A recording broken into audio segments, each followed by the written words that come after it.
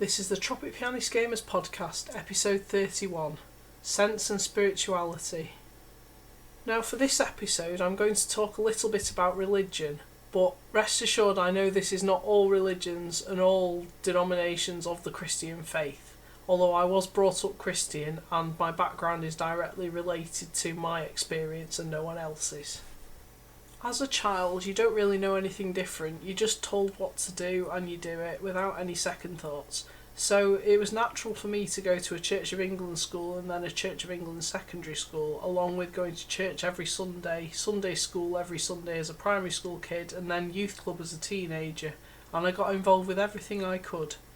But on later reflection, I realised that the only reason that I was happy to go to said churches and communities was because of the community aspect and the feeling of belonging to something. More on that later. I spent my later primary school years singing in the church choir, and I absolutely loved singing in the choir.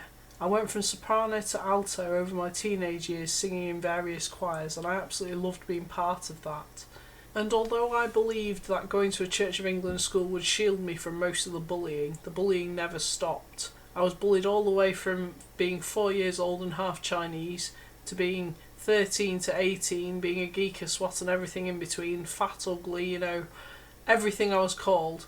But yet I went to a Church of England school, where half the kids were vicars' daughters or sons, and everyone was a bit more friendly. I only came to that conclusion because I had a couple of friends that went to the local comprehensive non-religious school, and they claimed that the bullies used to shove the victims' heads down the toilets. Now I was fortunate enough that I didn't get my head shoved down the toilets. Mine was mainly verbal, name-calling, chewing gum randomly flicked in my hair every now and again, It wasn't too damaging physically, at least, but it was verbally abusive every other day, pretty much. And that was in a religious school where people believed in God, Jesus, the Bible and all that.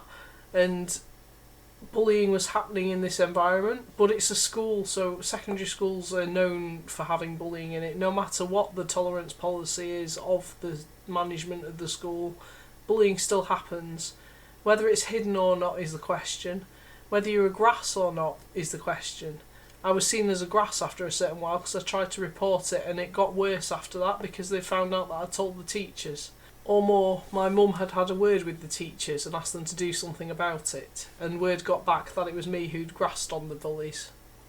But contrary to that, when I went to church on a Sunday, there was no bullying, at least not for me. But the reason I stopped going to church, I was age 17 and I witnessed firsthand my mum getting bullied by one of the senior church wardens at the time. I was absolutely gutted for her, and I saw how upset she was, and I couldn't believe that someone claiming to be of the church could treat another human being like that. I was so angry I stopped going and never went back since that day. But that was just my local church, so when I was with my boyfriend during sixth form, he used to take me to his church in a town about 20 minutes away, and that was an evangelical church, so everyone was dancing quite a lot. It was quite a happy place to be. But what put me off that church was I went to a talk by an American evangelical person, and he basically ended his talk by saying, donate your money to God, and if you don't donate, you're committed to hell, or something along those lines. But that's the vibe I got anyway, and that put me off going to his church after that. So after that day, I never went back to any church ever. Although as a kid I did enjoy the stories and learning about the Bible and the various morals. It taught me my moral compass that I know today. Although my husband's argument is you can learn a moral compass without studying religion, which is true, but I don't know any different because that's how my childhood was shaped. Which of course in my teenage years that actually helped because my parents trusted me not to get up to anything with said boyfriends that I had, because I had a boyfriend from age 13 to 16 and then 16 to 19, and both times they left us alone plenty of times because they trusted me, because the religious teaching tells us no sex before marriage. That's what I believed in right up until I was 17 and went away from the church. I was trusted as a teenager, when most teenagers were getting pregnant and having abortions at my school. I'm pretty sure about half the class, even though we went to a Church of England school, had had an abortion by the time they were 16. But as I mentioned previously, I left the church at age 17 and never looked back. So by the time I hit 21 and met my now husband, I'd changed my views and decided that if I met the right person, I was willing to change my faith and my beliefs.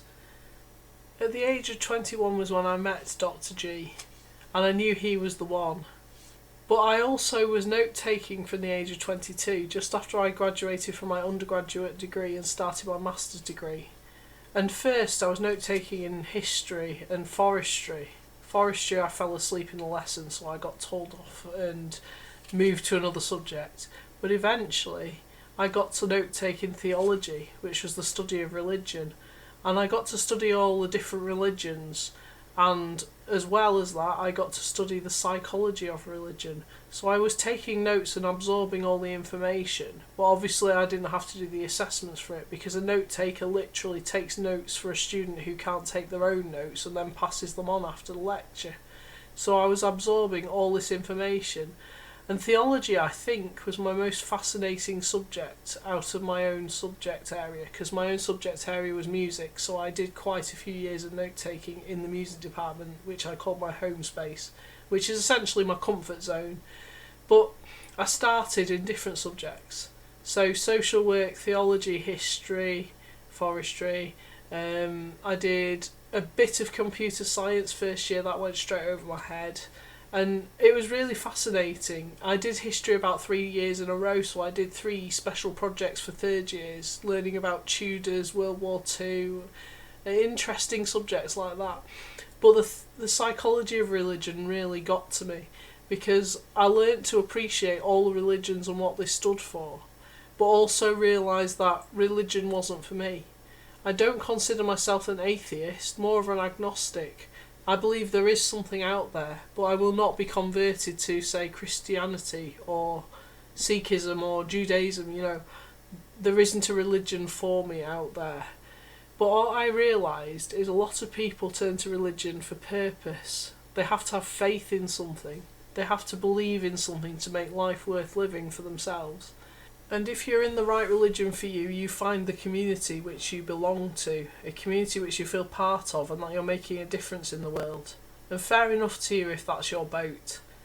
I always say whatever floats your boat, and it's true for all walks of life, it's true for all religions. You find one that suits you.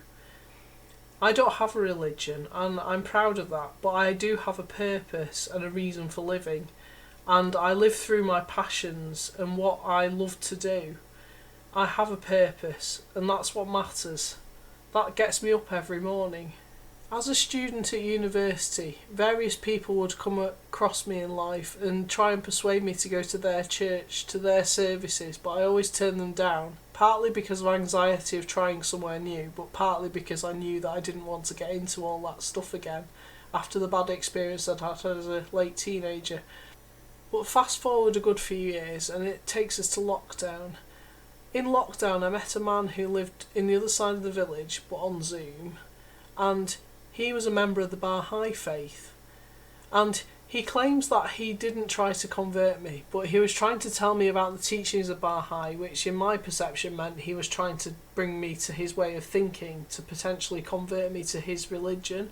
But I would not be converted, although I would listen to what he had to say and what his community had to say, as we all gathered on Zoom. He used to ask me to bring a reading, but I never had a reading, so I used to write poetry for him and the community, and I'd read it out in the sessions. But that ended one day when the war with Ukraine had started, and I think my short poem offended some of the older members of the community that day. But I wasn't actually present for that Zoom meeting, so the guy read it out for me, and the way he read it might have had a different tone to what I'd intended, but either way it upset some members of the community and I stopped writing poems after that. Well, technically I still write poems, but I keep them private for me and my husband usually. One thing that guy did say to me though was that I seemed to come across as very spiritual, and I didn't have a clue what he meant, so I was like, what do you mean by spiritual? Oh, you're just very spiritual, he said, leaving me to make my own conclusions.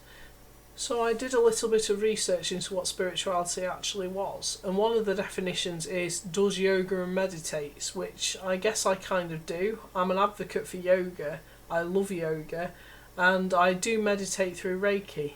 If you listen to last month's podcast, you can learn more about the Reiki side and the mindfulness side. And apparently doing things with crystals makes you spiritual as well, although I started collecting crystals and quickly forgot what they were, so I didn't really delve deep into the crystal side of things, although I do like the pretty crystals that sit on my desk. I am in a couple of networking circles where they deal with crystals in a healing kind of way, and it's fascinating to watch how they do the things with the crystals. But it's not for me. I'll stick to my yoga and meditation and well-being in general. Self-care is so important. In fact, I'd say it was essential. So spirituality to me is part of self-care and well-being. Spirituality to me also means belonging to a community, feeling like you belong to something. You've got a shared purpose together and you're aiming for the same things in life. You're on the same wavelength and you can bounce ideas off each other. You can cheerlead each other.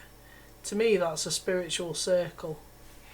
But the most recent religious community I came into contact with was the Baha'i community. There's quite a few of them locally, and I enjoy chatting to them. But their ethos is basically striving for world peace and trying to make a difference in the world. But I'm also aware that quite a few other religions are also striving for the same thing. But there is not one religion, as in there's not one culture. There's many multiple cultures across the world, like there's many multiple religions across the world.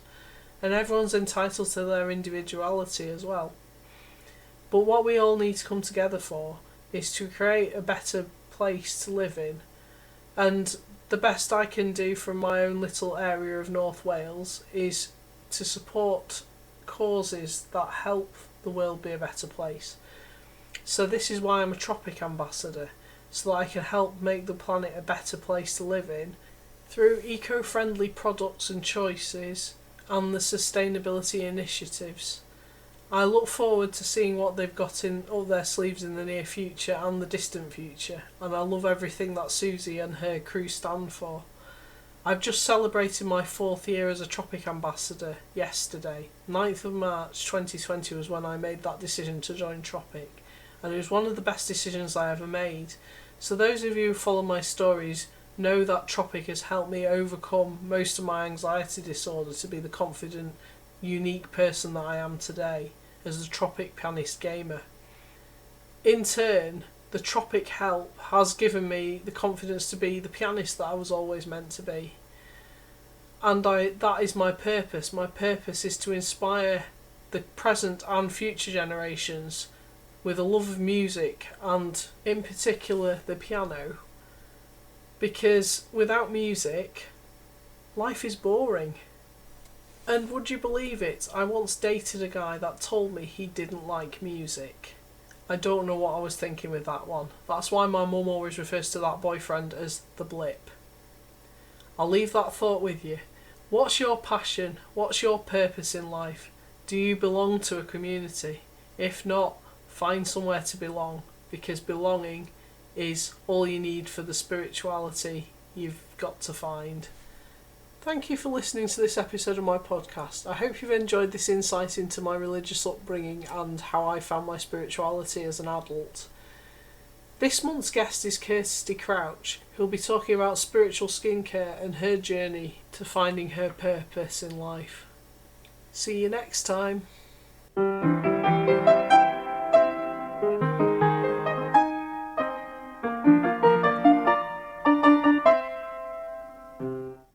Today's podcast is sponsored by Clare Goldsmith. Clare's mission is to bring ladies together online and in person, where she wants to show them how being creative is a great way to relax. As ladies, we rarely take time to switch off from everyday life and its stresses. Let Clare help you find a way to escape, switch off and unwind. Clare is running an online art journaling programme starting on the 11th of March, where as part of the price she will send you everything you need to make your own art journal. She will then guide you through the steps on lives and videos within a group on Facebook. You can find Clare at the Facebook group Crafty Circle with Betty and Grace.